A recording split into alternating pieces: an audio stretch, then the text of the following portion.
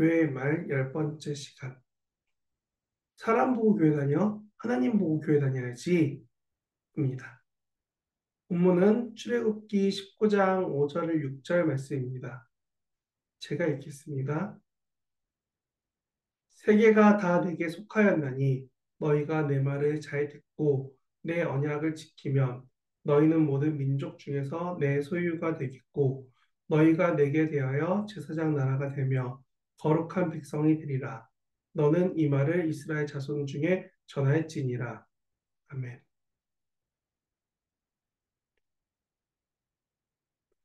사실 교회에 와서 교회에서 열심히 교회 내 여러 활동을 하다 보면 꼭 사람들 속에서 여러 인간관계가 생깁니다. 어머 집사님, 어머 권사님 하면서요.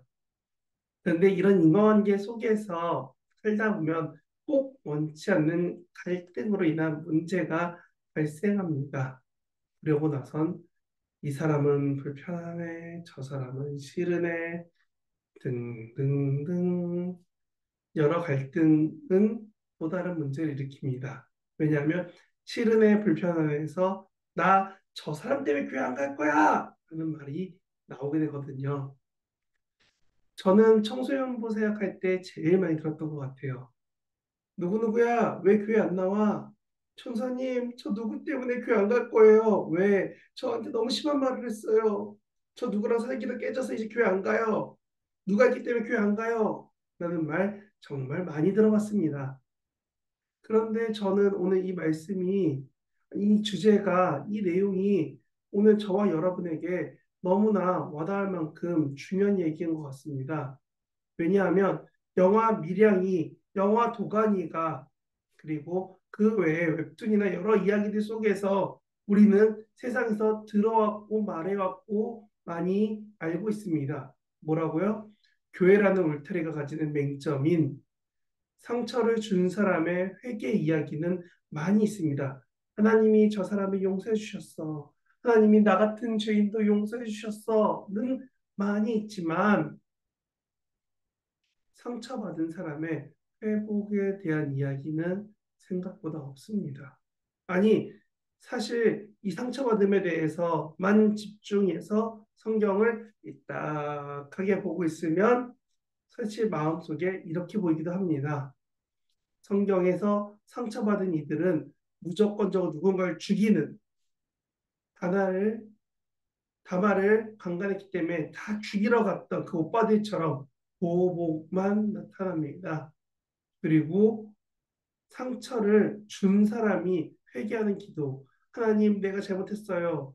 다윗처럼 하나님 저 아이 좀 살려주세요 라는 그런 무언가 실수하고 잘못한 사람의 기도는 잔뜩 기억나고 보이는데 정작 상처받은 이의 처절한 절규는 어디였지? 하고 잘 안 떠오릅니다.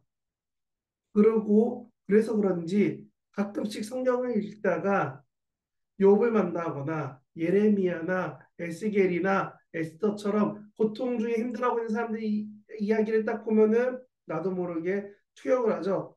얼마나 힘들까, 얼마나 어려울까.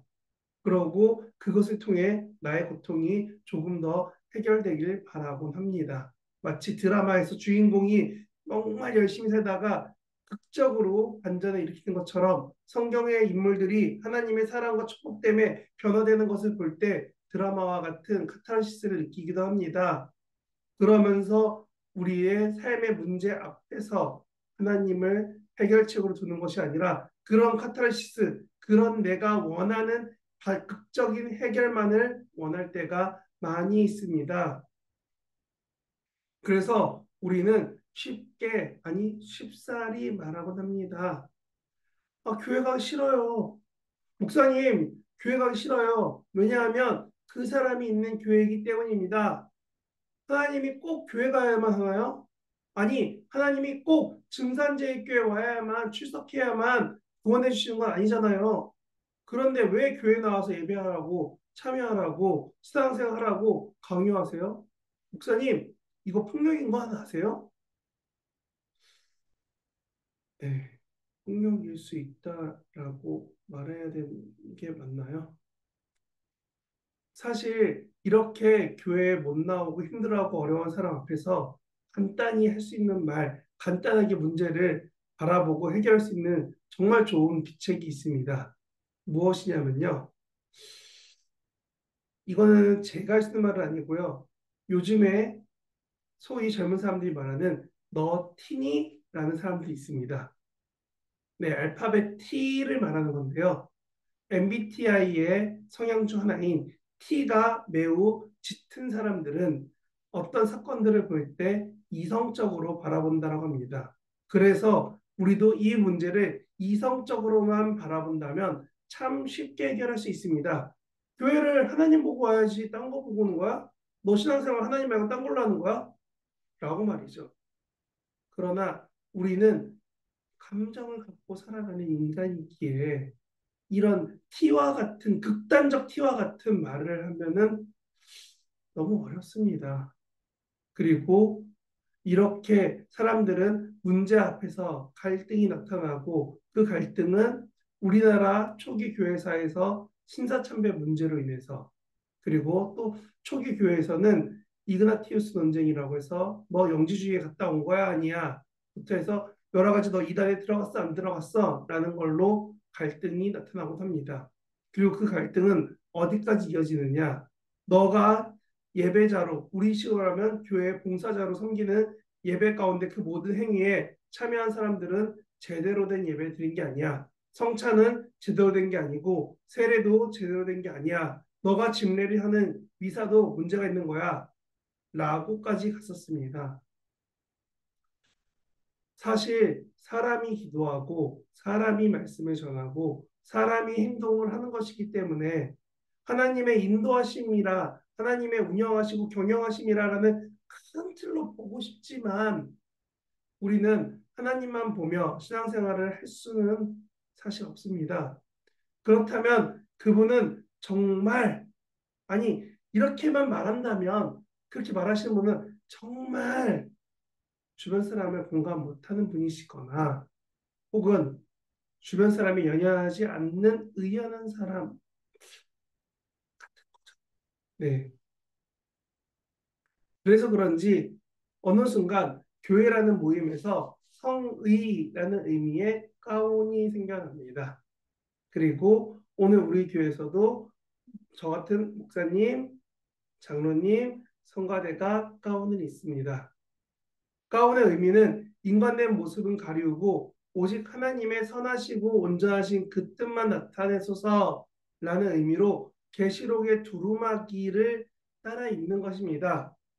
사실 가운을 입을 만큼 아니 오늘 우리뿐만이 아니라 구약의 레위기 이후로 제사장 모두가 사실 죄의 문제 앞에 죄의 유혹 앞에 너무나 연약합니다. 그래서 우리는 교회 안에서 사람이 아닌 그 일을 준비하고 행하시는 하나님을 바라보기 원해서 바라보라는 시각적인 교육을 위해서 우리는 가운을 입습니다. 그리고 그런 우리에게 하나님은 회개에 대한 말씀을 주십니다. 이전 것은 지나갔으니 보라 새 것이 되었도다처럼요. 그러니 우리도 모두 이렇게 말씀을 의지하여 신앙생활을 하시면 됩니다. 알겠죠? 여러분 화이팅! 다음에 만나요! 라고 끝내고 싶지만 사실 이 하나님만 보고 교회 다녀요 라는 문제는 이성만 가지고 해결할 수 있는 것이 아니라는 걸 우리는 다 알고 있습니다. 그럼 우리는 어떤 삶을 살아야 할까요? 오늘 말씀은 말합니다. 우리를 하나님이 택하여 주셨고 하나님이 제사장 나라로 불러주셨다라고 말합니다. 하나님이 우리를 너무 사랑하시기에 우리를 선택하시어 부르신 것을 잊으면 안 된다라고 오늘 말씀이 말하고 있는 겁니다. 그래서 말씀을 따라 우리의 생각을 바꾸어 살아가야 합니다. 우리를 죄인인 우리를 찾아 선택하여 부르신 하나님의 사랑, 죄인대 우리를 용서하신 사랑의 말씀을 따라 오늘 하루도 우리는 열심히 살아내야 합니다. 그리고 내가 상처 준 사람이 있다면 기도하다가 혹은 다른 여러 사람들과 이야기하며 관계 맺다가 아 하고 생각나거나 들어서 알게 된다면 꼭 찾아가서 용서를 구하십시오라고 말씀드리고 싶습니다. 미량에서는 그렇게 힘들게 했던 사람이 하나님 앞에 회개했으니 괜찮다라고 말합니다. 도가니에서는 장애인인 그 친구들을 강간했던 교장이 교회에서 열심히 착하게 사는 장로라고 교회 성도들이 와서 말합니다. 뭐라고요? 우리 장로님은 그런 죄를 지을 뿐, 그런 문제 일으킬 뿐이 아닌다라고요. 그래서 저는 이렇게 말씀드립니다. 죄로 인해 발생된 결과인 죄의 책무에 대해서는 우리는 책임을 져야 합니다라고요. 내가 누군가에게 상처 주고 힘들었어요. 그럼 그거에 대해서 하나님께 회개해야 되고 또한 그 사람에게도 미안하다고 말해야 됩니다. 저는 어릴 때 이렇게 배웠고 지금도 아이들은 똑같이 배우고 있습니다. 용서를 구하는 것은 받는 사람이 용서해주고 싶을 때에 용서해주는 것이지 용서를 구하기만 하면 다 해결되는 것은 아니라고요. 이렇잖아요. 어린 자녀가 서로 막 싸웁니다. 야, 너 때문에 너 때문이야 싸웁니다. 그러다가 부모한테 걸렸죠. 부모님이 부릅니다.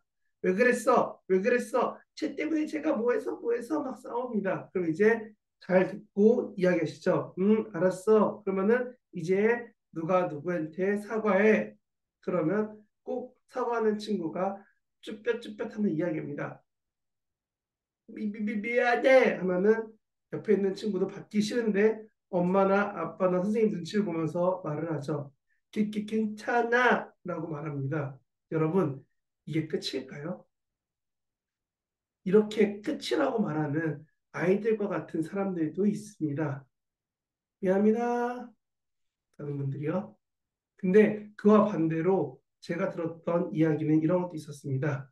독일 총리가 유럽의 여러 나라와 이스라엘에 와서 고개를 숙이며 국민들 앞에 용서를 구하는 행동이 사진에 찍히고 세계 뉴스로 돌아다닌 적이 종종 있었습니다.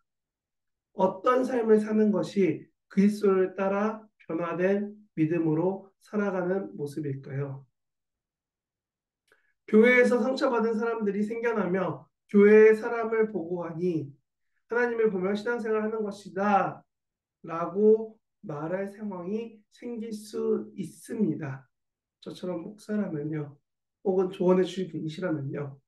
그런데 이렇게 말하시는 분은 제발 잠깐 한 번만 잠시 멈추고 이 말을 들을 그 사람을 생각하면서 짧게라도 기도하고 말해 주십시오.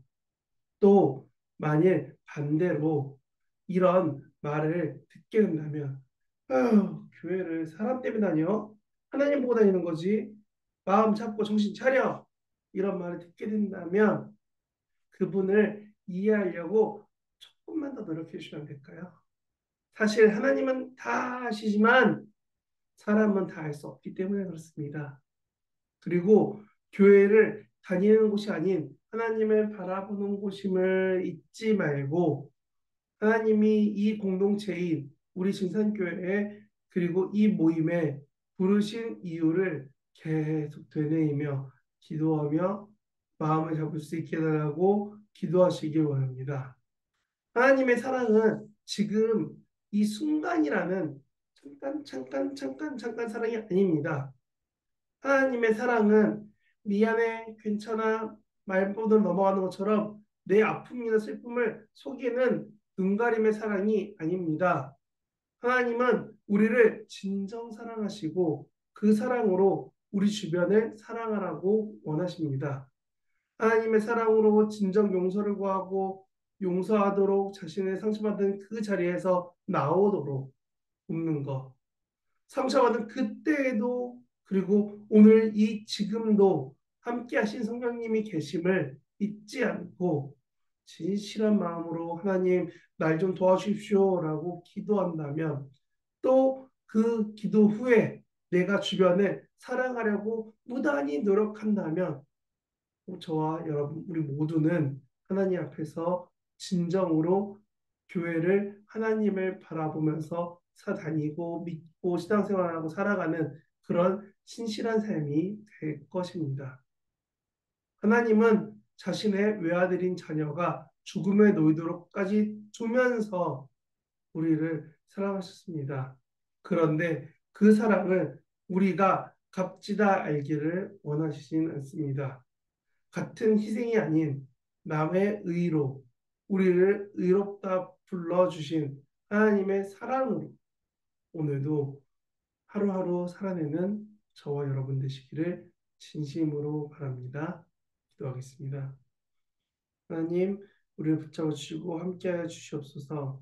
온전히 주를 신뢰하며 한 걸음 한 걸음 살아갈 때 하나님이 얼마나 높으시고 위대하시고 하나님의 사랑이 크신지 우리가 믿게 하시고 보게 하시고 함께하여 주시옵소서. 언제나 우리를 사랑하심을 믿고 감사드리며 예수님 이름으로 기도합니다. 아멘.